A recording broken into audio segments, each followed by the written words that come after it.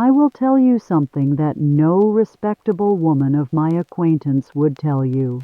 I will tell you because I am 81 years old, and respectability has exhausted me, and the people who enforced it are nearly all dead, and the ones who remain are too old to do any damage with what they know. My name is Catherine Elspeth Wardlow.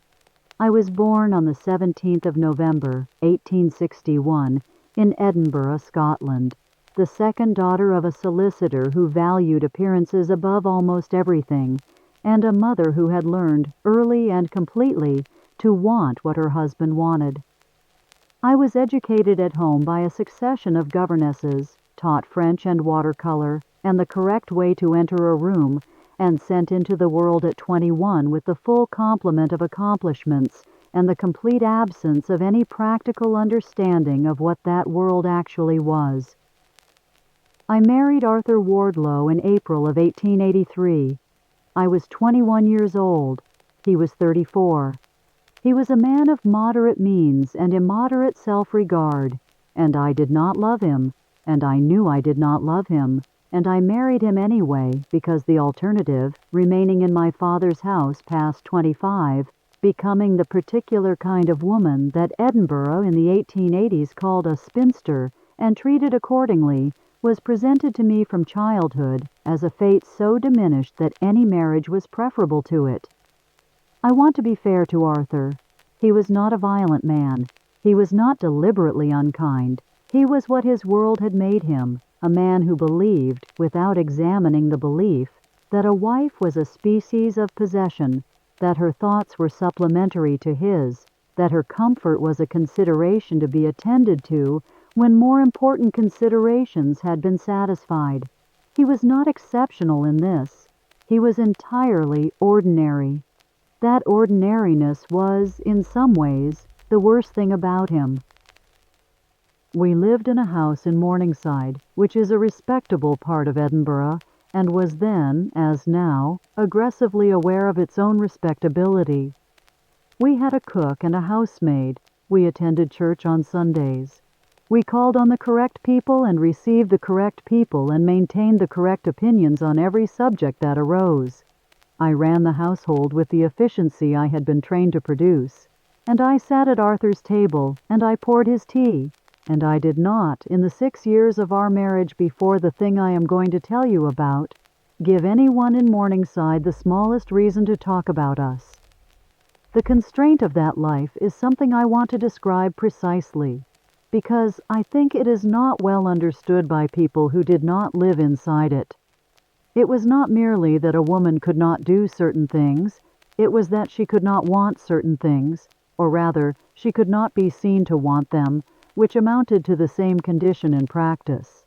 I could not walk alone in the city after dark.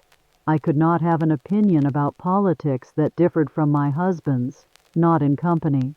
I could not form a friendship with a man without that friendship being interpreted, by everyone who observed it, as either impropriety in progress or impropriety planned. I could not be unhappy in my marriage in any visible way, because visible unhappiness in a wife reflected on the husband, and a husband's reputation was a thing the whole household depended on. So I was not visibly unhappy. I was a very good wife in all the ways that could be observed and measured, and I was privately, quietly, completely suffocating. His name was James. I will not give his surname because his children are still living, and I have no wish to reach from my old age into their lives and disturb them. James was 30 years old when I met him, in the autumn of 1888. He was a painter, not a house painter, an artist, which in Edinburgh in 1888 was a profession regarded with a mixture of admiration and suspicion that I found entirely understandable. He had studied in Paris for 2 years, and had come back speaking better French than any man I had met, and with a way of looking at things, at ordinary things, a street, a window, a person's hands, that was unlike any way of looking I had encountered before. I met him at a dinner hosted by a woman named Mrs. Forsyth, who was more adventurous in her guest lists than Morningside generally approved of, and who was wealthy enough that her adventurousness was tolerated. James was seated across from me. He talked about a painting he had seen in Paris, a particular painting by a particular painter whose name I will not attempt to spell correctly, and he talked about it the way you talk about something that has genuinely changed you, with a directness and a lack of performance that I had not encountered in a drawing room before. I listened to him talk for 27 minutes, and I felt something shift inside my chest. I knew what it was. I was 27 years old, and I was not a fool, whatever my education had tried to make of me, and I knew what it was immediately, and I also knew immediately what it meant and what it cost, and I chose it anyway. Not that evening, not quickly, but I chose it with a clarity that I have never regretted, and the absence of regret is the most honest thing I can tell you about what followed. We met, over the following months, in circumstances that required careful management. A city like Edinburgh in the 1880s was a city of eyes. Everyone knew someone who knew someone. The servant problem alone, the near certainty that what a housemaid saw would travel, eventually, to the wrong ears, meant that nothing could be careless. I do not say this to make the thing sound like an adventure. It was not an adventure. It was a sustained effort of planning and concealment that took a toll I am only now, at 81, able to measure accurately. We met at Mrs. Forsythe's sometimes, when she had reason to gather people and reason to invite us both. We met twice at the gallery where James occasionally showed work, which I could visit without remark because visiting galleries was among the acceptable activities of a solicitor's wife in the afternoon. We exchanged letters through an arrangement I will not detail because it is not mine alone to detail. I want to tell you what those meetings were because I think the common understanding of adultery is either entirely carnal or entirely romantic, and the reality is more complicated than either version. What I found in James was, first and most enduringly, conversation, actual conversation. The kind where the other person asks you what you think and then waits to hear it, and then responds to what you actually said rather than to what they wished you had said. I had not had that with Arthur. I had not had it with my father. I had not, if I am honest, had it with anyone since a governess I loved when I was 12, who was let go because my father thought she was filling my head with inconvenient ideas, which she was, and I am grateful for it still. James treated my mind as a real thing. That sounds like a small gift. It was not a small gift.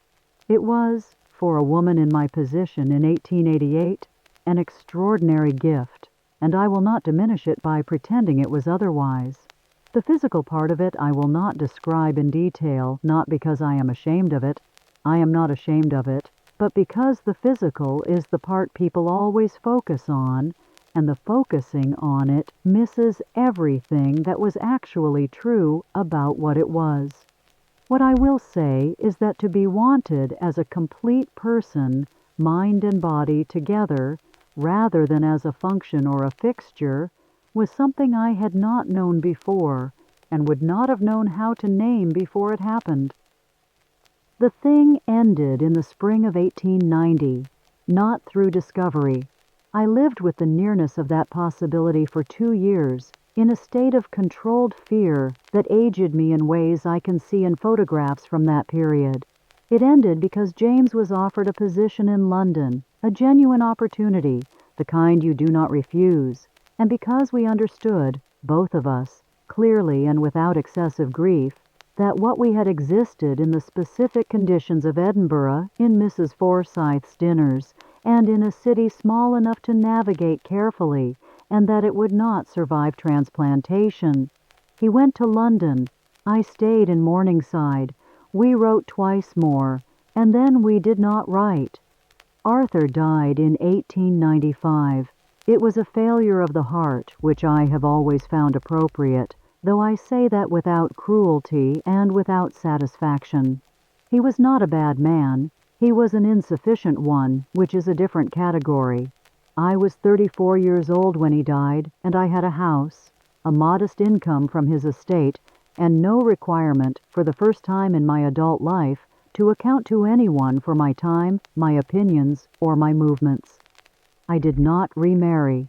People expected me to remarry, and when I did not, they constructed various explanations: grief, which was inaccurate, delicacy of health, which was untrue, and a vocation for independence, which was closer, though vocation is too strong a word for something that was more like a simple preference clearly held.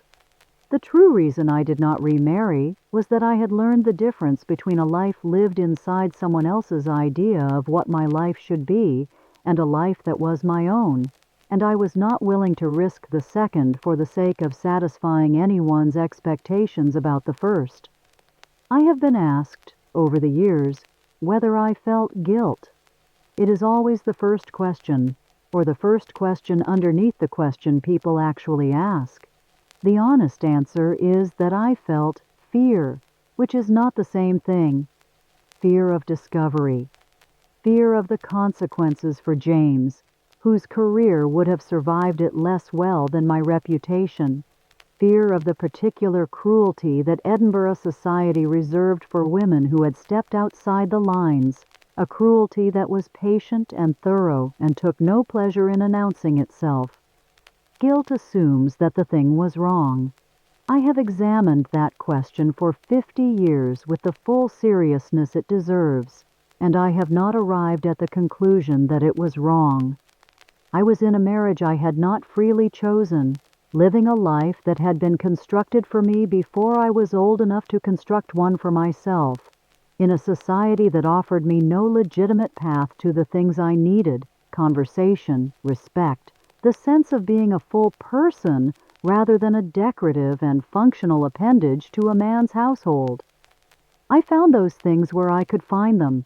I was careful. I was honest with myself throughout, which is more than I can say for most of the respectable women of my acquaintance. What I feel, looking back, is not guilt. What I feel is something closer to gratitude, that it happened, that I knew what it was to be seen as a complete person, even briefly, even in secret, even at cost. That I have something in my memory that is entirely mine, that Arthur did not own, and Edinburgh could not touch, and time has not diminished. That is mine. It has always been mine, and I will take it with me,